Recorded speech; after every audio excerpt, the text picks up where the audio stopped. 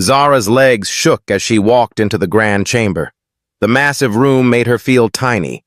12 tall seats rose like mountains around her, each one holding a representative from the most powerful species in the galaxy.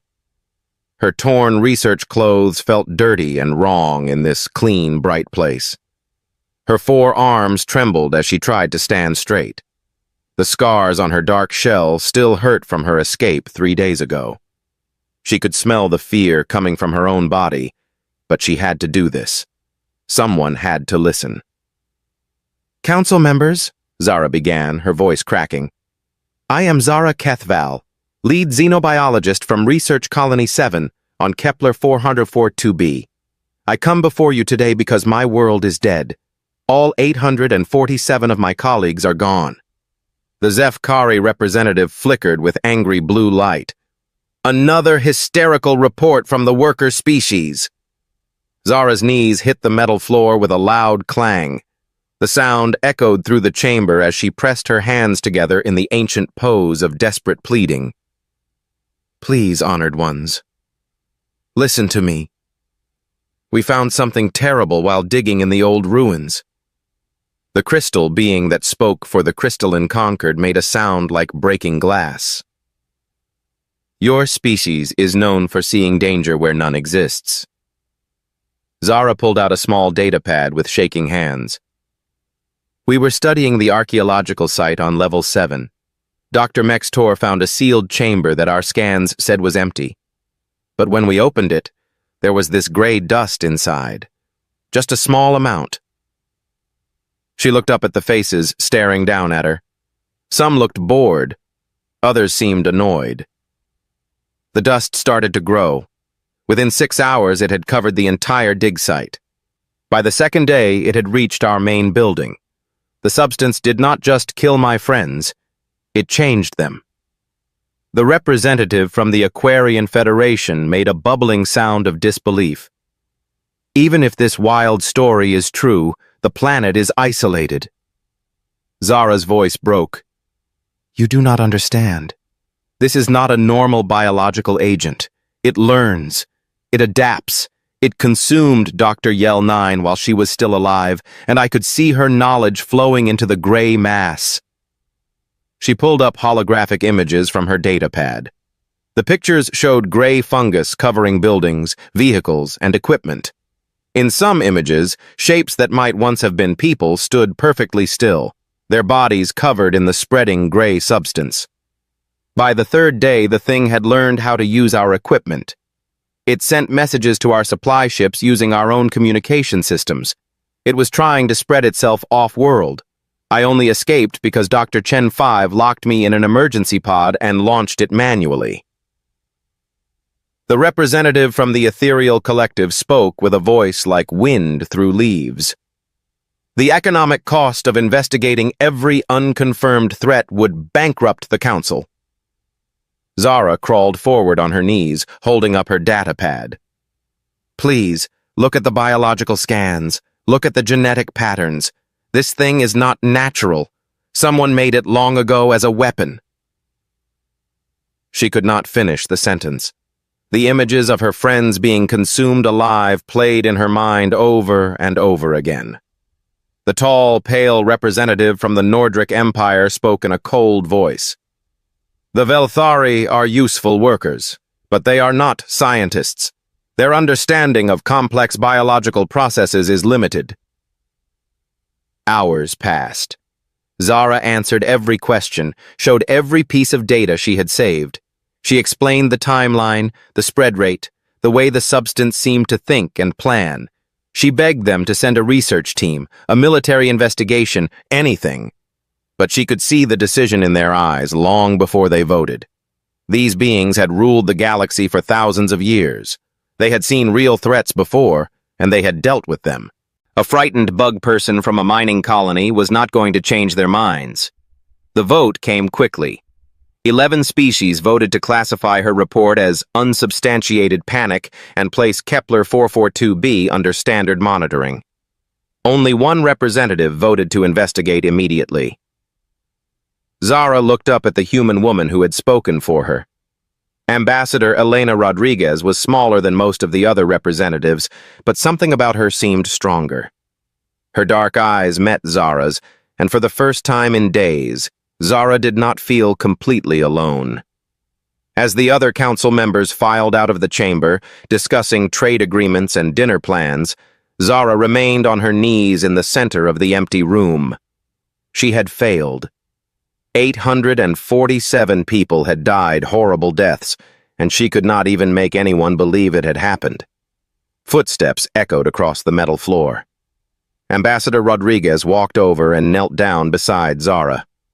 The human woman was the same height as Zara now, looking directly into her compound eyes. "I believe you," the human said quietly. "My people have made some terrible mistakes with biological weapons in our past. We know what they can do." Zara felt something wet running down her face. She had not realized that Velthari could cry until that moment. Zara asked. Ambassador Rodriguez helped her stand up. "Now we go to my ship. My medical team will take care of your injuries." For the first time since her escape, Zara felt a small spark of hope. Someone had listened. Someone believed her. And maybe, just maybe, it was not too late. Zara had never been inside a human ship before. The medical bay of the Endeavor was clean and bright, but not cold like the council chambers. Soft music played in the background, and someone had put a small plant in a pot near her bed. Dr. James Chen worked carefully on the cuts across her shell. His hands were gentle, and he explained everything he was doing before he did it. No one had ever treated her with such care. In galactic society, Velthari were useful for mining and basic research, but they were not important enough for gentle treatment. "The scarring should fade completely," Dr. Chen said as he finished applying the healing gel. "You were lucky to escape with only surface damage." Ambassador Rodriguez sat in a chair nearby, reviewing Zara's data on a tablet. Captain Sarah Mitchell stood by the door, her arms crossed but her expression kind rather than threatening. "Zara," the ambassador said, "I want you to know that we have already sent the research vessel Galileo to investigate Kepler 442b. Zara's 4 eyes widened.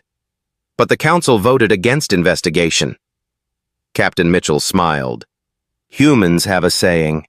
When someone falls to their knees in desperation, you do not debate their credentials. You help them stand." Zara asked, "Your people barely know mine. We have never traded much with humans. We are not important to your economy or your politics." Dr. Chen sat down across from her. "May I tell you a story about my people? About 300 years ago, humans almost destroyed themselves with biological weapons. We created diseases that killed millions of our own kind." He pulled up images on his tablet showing old Earth, cities empty and overgrown. "We survived, but barely.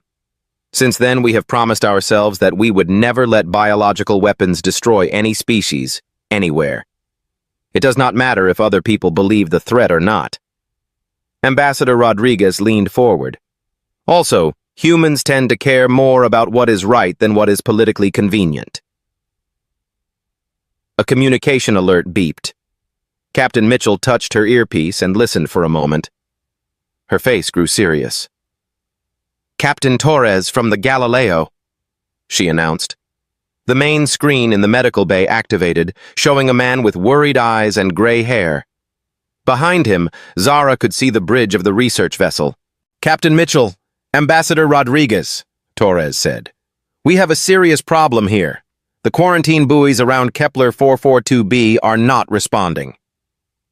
Zara felt her stomach drop. "We are moving closer to investigate," Torres continued. "The planet itself." The image changed to show Kepler 442b from orbit. Zara gasped. The world that had been green and blue just days ago was now completely gray. The entire surface was covered in what looked like a huge fungal network that pulsed with soft light. "Dear God," Dr. Chen whispered. Captain Torres came back on screen. It gets worse. Our long-range sensors are detecting spore clouds drifting away from the planet, Ambassador Rodriguez asked, though Zara already knew the answer and felt sick. Velthar Prime, home world of the Velthari. The room fell silent. Zara started shaking again, but this time it was not from fear. It was from rage. While the council had debated procedures and proper protocols, this thing had grown strong enough to threaten her entire species. Captain Mitchell asked. Torres checked his instruments. At current drift rate, the spore clouds will reach Velthar Prime in approximately 72 hours. But, Captain, there is something else. The biological mass on the planet's surface appears to be actively launching material into space. It is not just drifting anymore. Zara stood up despite Dr. Chen's protests that she should rest. It learned from my colleagues. Dr. Yell 9 was our best navigation specialist. Ambassador Rodriguez was already calling up star charts on her tablet. Captain, set course for Velthar Prime, maximum speed. Send emergency messages to all human vessels in the area. Ambassador, Captain Mitchell said carefully, we do not have council authorization for a sector-wide evacuation. Then they can be angry, Rodriguez replied. Zara tried to warn them the proper way. They chose not to listen. Dr. Chen was running biological simulations on his computer. Zara, I need to ask you about the genetic patterns you observed. Zara thought back to those horrible final days. Yes, it took the Velthari researchers first, then the Garaxians, then the others. It was not random, Dr. Chen said grimly. These genetic patterns show the organism responds to quantum frequencies that match Velthari neural pathways. The implications hit everyone at the same time. This was not just a biological weapon. It was a genocide tool aimed directly at Zara's entire species. Zara whispered. The ruins where we found it were tens of thousands of years old. Maybe someone did not want them to exist as a spacefaring species ever, Ambassador Rodriguez said darkly. Captain Mitchell activated the ship's communication system. All hands, this is the captain. We are now under emergency conditions. Medical teams prepare for large-scale refugee operations. Engineering, I need every bit of speed you can give me. So, as the Endeavour accelerated toward Velthar Prime, Zara stared out the viewport at the stars. Somewhere out there, 14 billion members of her species were going about their daily lives, unaware that death was drifting toward them through space. But for the first time since her escape, she was not alone in trying to save them. The humans had listened when no one else would. Now she just hoped they were not too late. The human fleet reached Velthar Prime 60 hours before the Grey Death would arrive. Zara stood on the bridge of the Endeavour, watching dozens of human ships position themselves around her home world. She had never seen so many vessels working together for one purpose. Atmospheric entry in 10 minutes, reported Lieutenant Kim at the navigation station. Captain Mitchell looked grim. And we have transport capacity for maybe 9 million if we pack people in like cargo. Zara worked frantically at a science station alongside Dr. Chen and 3 human researchers. They had been trying for 2 days to find a way to stop the gray bloom, but every simulation ended the same way. Once the spores reached a planet with the right atmospheric conditions, nothing could stop them from spreading. The quantum frequency patterns are too complex, Dr. Chen said, rubbing his tired eyes. This thing was designed by someone who understood biological systems better than we do.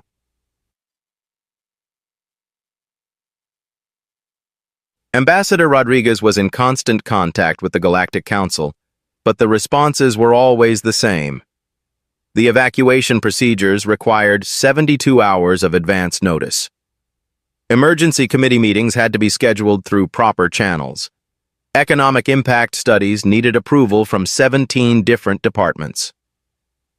Ambassador, came a transmission from the council chambers.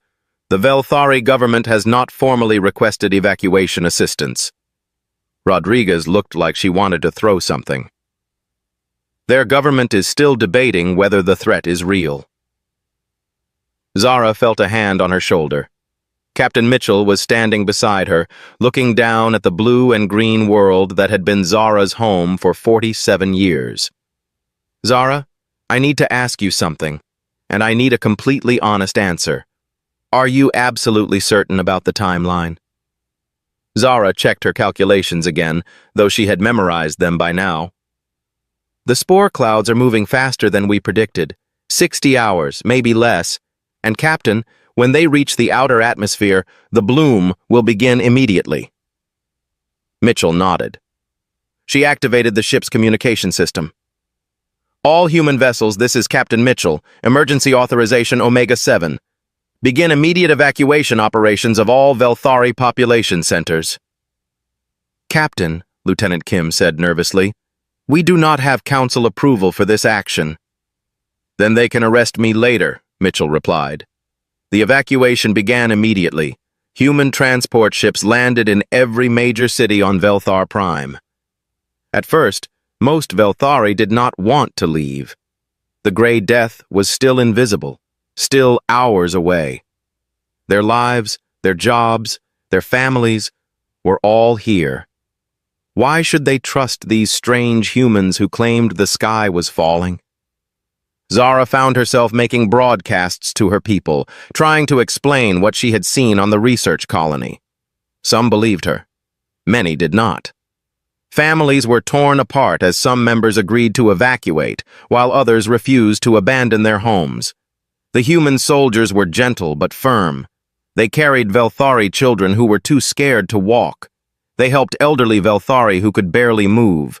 They worked 18-hour shifts without complaint, knowing that every minute saved more lives. Dr. Chen discovered something that made everything worse. Zara, look at these atmospheric readings. The gray bloom is not just targeting your people randomly, Captain Mitchell asked. It means once the bloom finishes with Velthar Prime, it will have learned how to kill every other species in the galaxy. This planet is not just Zara's home. 8.5 million Velthari made it onto the human transport ships. That left over 5 billion still on the planet when the first gray spores reached the upper atmosphere. Zara watched from the bridge as her world began to die. The spores fell like snow, but where they landed, gray fungus began to grow immediately. It spread faster than anything she had seen before, covering buildings, vehicles, and people in minutes rather than hours. It is learning from the population, Dr. Chen said quietly. Every person it consumes gives it more knowledge about Velthari biology. The communication channels filled with desperate messages from the planet's surface. Velthari, who had refused to evacuate, now begged for rescue, but it was too late. The gray fungus had already surrounded the remaining population centers. Lieutenant Commander Maria Santos volunteered to lead a final rescue mission. She took 5 small ships down through the spreading spore clouds to reach the last group of survivors in the capital city. "This is Santos," her voice crackled over the radio. "We have visual on approximately 50,000 Velthari barricaded in the central government complex." "Maria, get out of there," Captain Mitchell ordered. "The spore concentration is too high." "Negative, Captain. These people are still alive."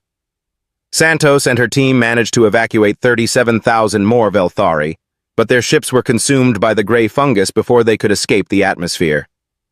Santos's final transmission was calm and clear. "Tell Zara we heard her. Tell her we believed her from the beginning." The explosion, as the rescue ship's reactors overloaded, created a brief gap in the gray coverage.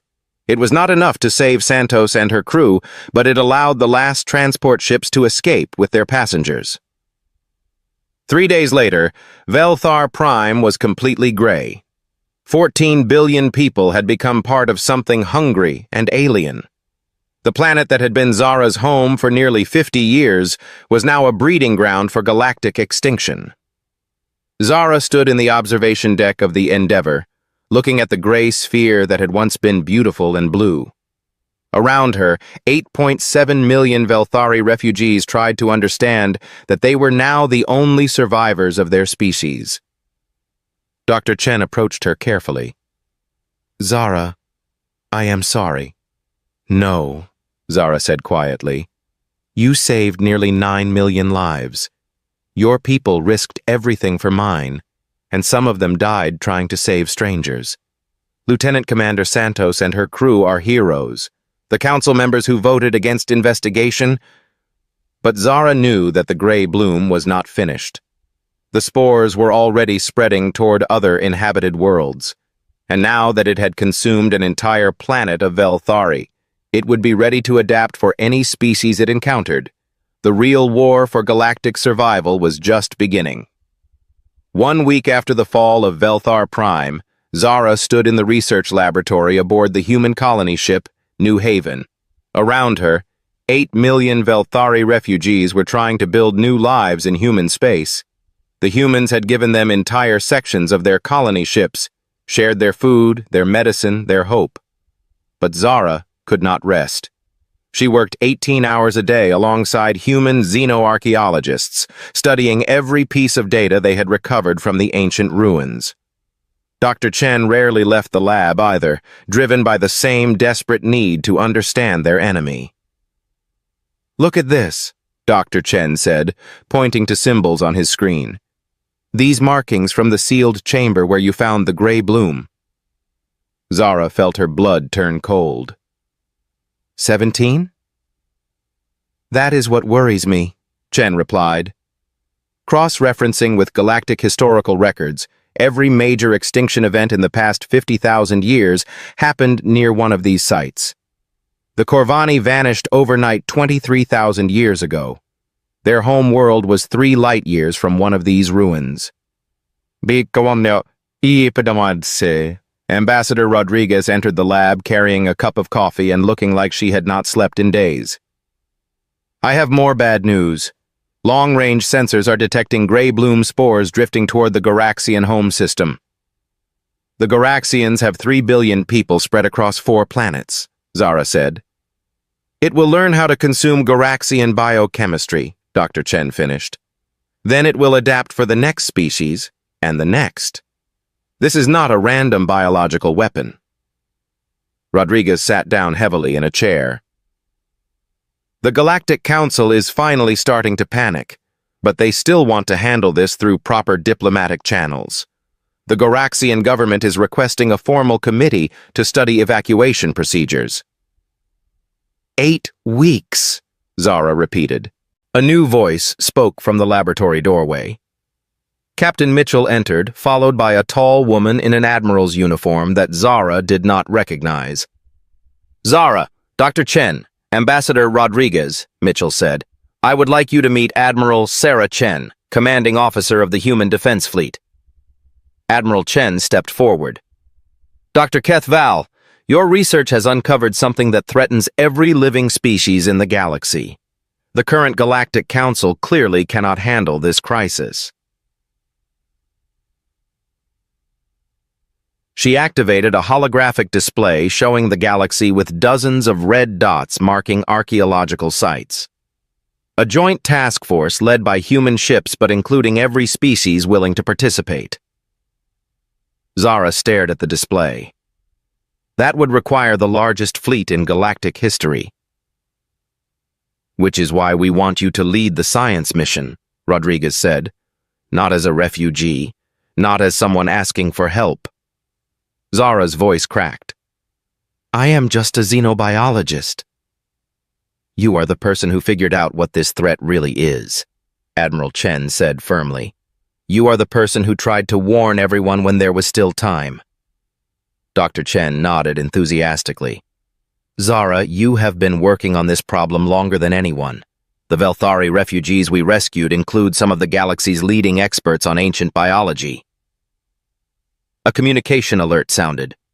Captain Mitchell activated the main screen, showing incoming transmissions from across the galaxy. The first was from the Zefkari Empire.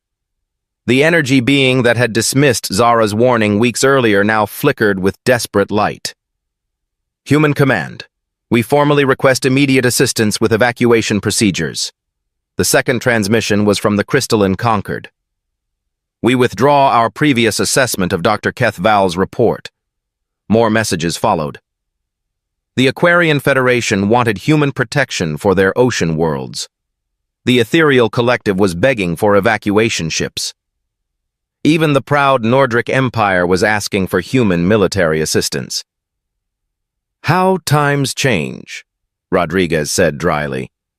3 weeks ago, they thought we were naive young upstarts who did not understand proper galactic procedure. Admiral Chen smiled grimly. "Which gives us the opportunity to set some new rules. Every species that wants human protection will agree to equal treatment for all refugees, shared resources, and joint command structure." And Dr. Bijou, Zara felt overwhelmed. "Admiral, I cannot. The responsibility is too great." "Zara," Captain Mitchell said gently, "you tried to save everyone by going to the Council on your knees. They did not listen. Now you have the chance to save everyone by standing up and taking command." Through the laboratory's viewport, Zara could see human and Velthari children playing together in one of the ship's recreation areas. Human families had opened their homes to Velthari refugees. Human engineers worked alongside Velthari technicians to upgrade the refugee ships. Despite everything they had lost, there was still hope here. Zara asked. Dr. Chen pulled up a star chart. "We have identified 47 archaeological sites that show the same signature as the one where you found the gray bloom." Zara asked. "Population control," Admiral Chen said. "Every time a species becomes too numerous or too independent, one of these weapons activates and resets that region of the galaxy. The current galactic powers are not the original inhabitants of their worlds." The implications were staggering. The entire structure of galactic civilization was built on automated genocide. Zara asked. "Gray bloom spores are now drifting toward inhabited systems throughout the galaxy," Dr. Chen said. "Conservative estimates give us 3 months before we start seeing multiple world killings per week." Zara looked around the room at the humans who had risked everything to save her people. Then she looked out at the refugee ships carrying the last survivors of her species. Finally, she thought about the 14 billion Velthari who had died because the Council refused to listen to one frightened scientist. "I will do it," she said. "Name them," Admiral Chen said. "First, every species that joins this mission contributes equally, regardless of their previous political status. Second, any world we save owes nothing to the species that save them, except the promise to help others in the future." Rodriguez smiled. Within 24 hours, the largest fleet in galactic history began assembling in human space. At its center was a modified research vessel called Zara's Hope. For the first time since escaping from Kepler 442b, Zara was not running from the gray bloom. She was hunting it. 3 months later, Zara stood on the bridge of Zara's Hope as the largest fleet in galactic history approached the Hierarch Nexus. The massive space station had been hidden for thousands of years in a dark nebula, but human deep space sensors had finally found it. Around her, representatives from 47 different species worked together at control stations. The Zefkari energy beings provided power for the weapons systems. Crystalline Concord members handled communications across the fleet. Even former council members who had once dismissed her now followed her orders without question. "All ships report ready, Science Commander," said Captain Torres from his position at the tactical station. The title still felt strange to Zara, but she had earned it through 3 months of successfully hunting down gray bloom weapons across the galaxy. "Thank you, Captain," Zara replied. She activated the fleet communication system. "All vessels, this is Science Commander Kethval. Our long-range scans confirm that this station is the source of all gray bloom weapons." Dr. Chen worked at his science station, analyzing the readings from the enormous structure ahead of them. "Zara, these energy patterns are incredible. The station is not just a base. It is a massive quantum computer." "It would require consciousness," Zara finished. "Not just artificial intelligence." As if responding to her words, the space around the fleet suddenly filled with light. A voice spoke directly into the minds of every person on every ship, regardless of their species or language. Young species, you have traveled far to reach us. We are the hierarchy. We are the shepherds of this galaxy. The fleet stopped moving forward as everyone tried to process what they were hearing. The voice continued. For 60,000 years, we have maintained the balance of life in this galaxy. When species become too numerous, we prune them. When civilizations become too chaotic, we reset them. We are not cruel. Admiral Chen's voice came over the communication system from the human flagship. This is Admiral Chen of the Human Defense Fleet. We are responsible for the survival of the galaxy itself, the hierarchy replied. Without our guidance, biological life would consume all available resources and collapse into chaos. Zara felt sick. We became eternal and wise, but we see potential in your species, humans. You adapt quickly. You organize efficiently. You think in long-term strategies. Join us. Upload your consciousness to our systems. Help us manage the galaxy properly. The fleet communication system crackled with angry voices from dozens of species, but Admiral Chen's reply was calm and clear. We appreciate the offer, but humans have a saying. If you want to know someone's character, watch how they treat people who cannot fight back. You just told us you have been committing genocide for 60,000 years. Foolish, the hierarchy responded. You cannot stop us. Our systems control 47 biological weapons. We can activate them all simultaneously. Dr. Chen looked up from his instruments. Zara, I am reading massive quantum fluctuations from the station.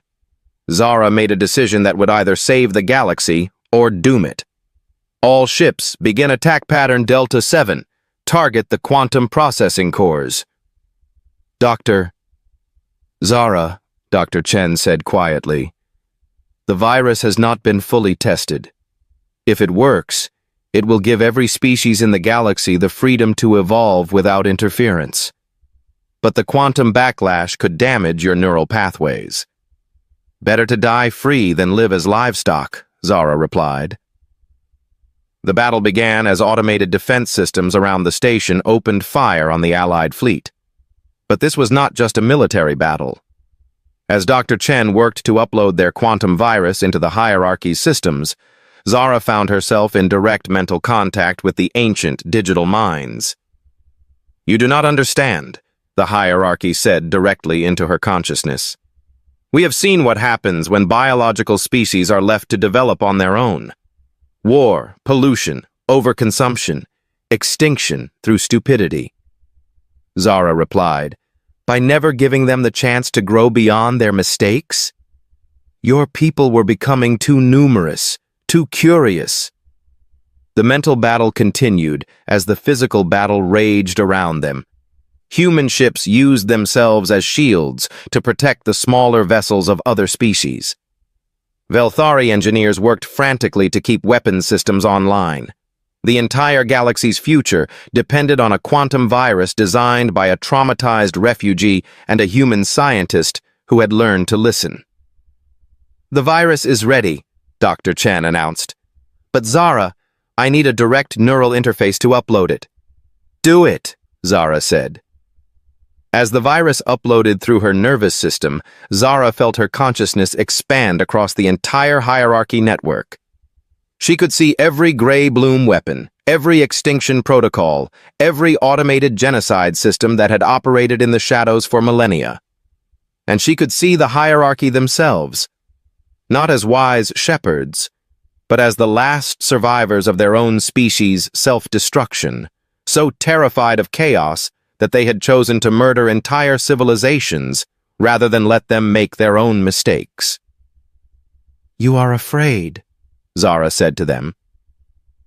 Freedom leads to extinction, they replied. Sometimes, but it also leads to growth, to discovery, to species helping each other survive. Your way guarantees extinction. The virus spread through their systems, not destroying them, but giving them a choice they had not faced in 60,000 years. Remain as automated executioners, or shut down their genocide protocols and let biological species find their own paths.